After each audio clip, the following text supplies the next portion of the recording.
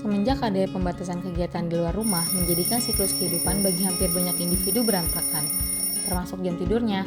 Individu merasa tidak ada tuntutan bangun pagi untuk berangkat kerja, sekolah, dan kegiatan lainnya. Padahal kebiasaan kurang tidur ini bisa memberikan dampak buruk loh bagi kesehatan, salah satunya fungsi otak dan mental. Yuk kita dengar pengalaman tidur dari Aditers.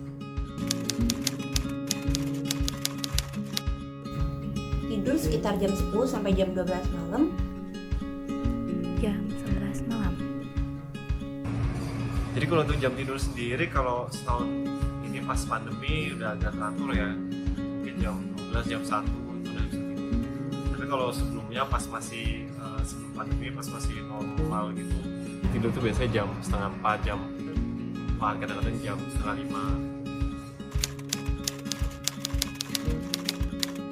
5. Insomnia pernah. Hampir seumur hidup nggak pernah insomnia sih. Paling sering sih dengerin podcast di Spotify, terus nyari-nyari lagu atau musik yang mempermudah untuk tidur. Kadang suka ngelakuin beberapa gerakan yoga yang simpel juga di kasur. Buka Instagram atau main game di handphone. Dengerin musik sih, sama main game sebenarnya.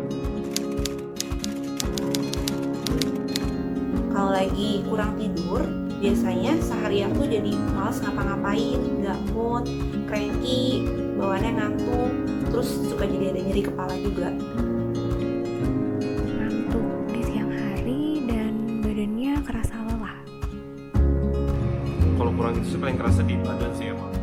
Badan dulu baru ke mood sama pikiran. Jadi kalau badan tuh kayak kita badannya berat kayak nempel di kasur. Tapi kalau perkara mood sih sebenarnya asal tidur tuh paling nggak 4 jam lah. 4 jam tuh kita bangun mood masih oke.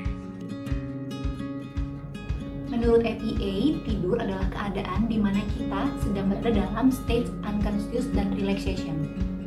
Ditandai oleh 3 hal. Yang pertama, penghentian kesadaran secara sebagian atau menyeluruh. Yang kedua, ditandai oleh terjadinya pelemasan-pelemasan otot. Dan yang ketiga, ditandai dengan ketidakpekaannya kita terhadap perangsang dari sekitar. Tidur itu penting atau enggak?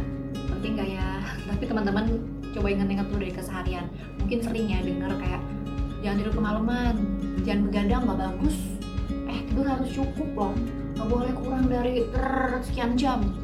Terlepas pernah dapat pertanyaan kayak gitu atau nggak dari lingkungan, tapi jadinya bikin kita mikir kayak emangnya kenapa ya harus tidur, kenapa ya harus tidur cukup, kenapa ya nggak boleh begadang, kenapa ya tidur berkualitas itu penting. Nah, kira-kira kenapa?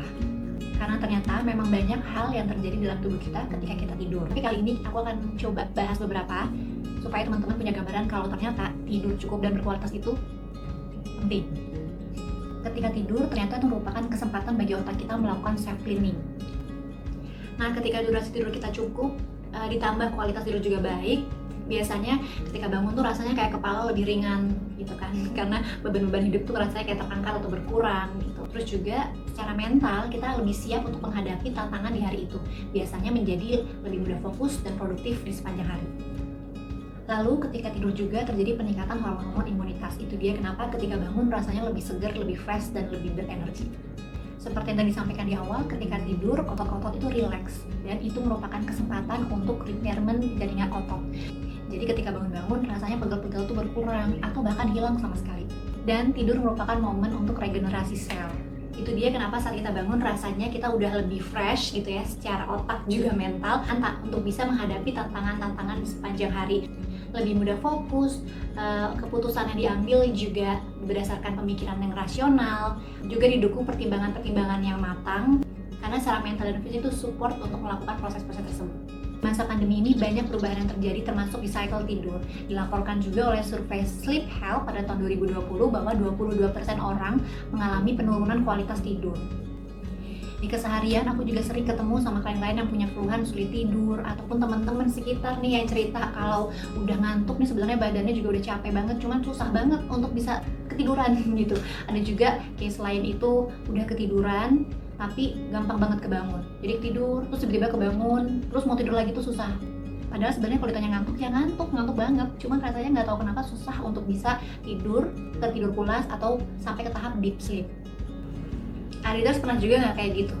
Atau Aditers pernah dengar istilah yang common atau sering kita dengar yaitu insomnia? Penyebab insomnia bisa beragam dan memungkinkan untuk beda nih penyebabnya antara satu orang dengan orang lain. Di antaranya terjadi ketika kita khawatir yang berlebih akan suatu hal, atau ketika stresnya sedang tinggi, sedang depresi, sedang cemas, sedang terlalu excited akan sesuatu, lalu jam kerja atau beban kerja yang tidak ideal, konsumsi kafein, alkohol, ataupun obat-obatan tertentu, area tempat tidur yang tidak kondusif, apa yang terjadi ketika kita kurang tidur, atau yang terjadi ketika kualitas tidur kita buruk. Kalau secara fisik, tentu ya jelas sesuai bahasan kita yang sebelumnya, kalau regenerasi sel itu pasti tidak optimal. Hal tersebut pasti mempengaruhi psikologis kita dan juga perilaku kita di keseharian. Dampaknya bisa dibagi menjadi dua, short term dan long term.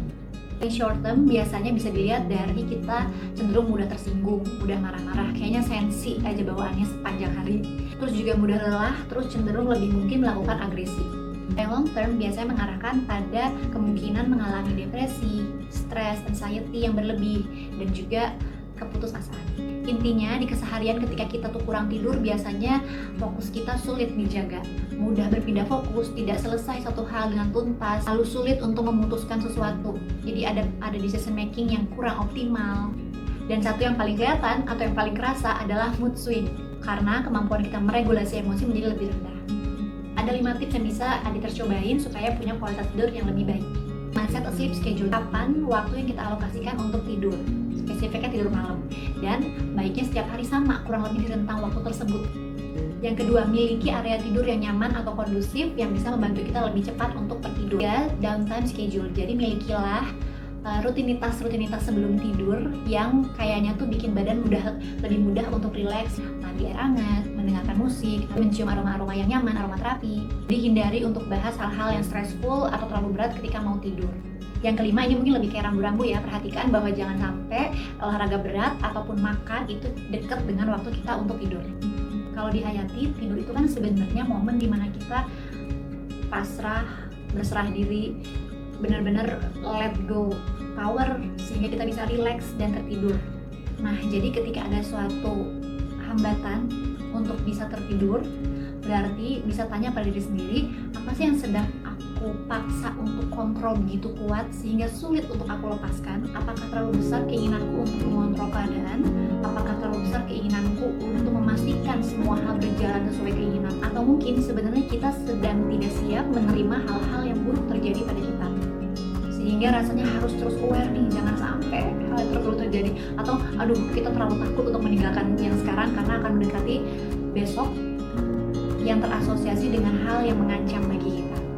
Jadi seperti kita takut tidur karena kita sedang lari dari sesuatu yang kita nggak siap untuk hadapi besok.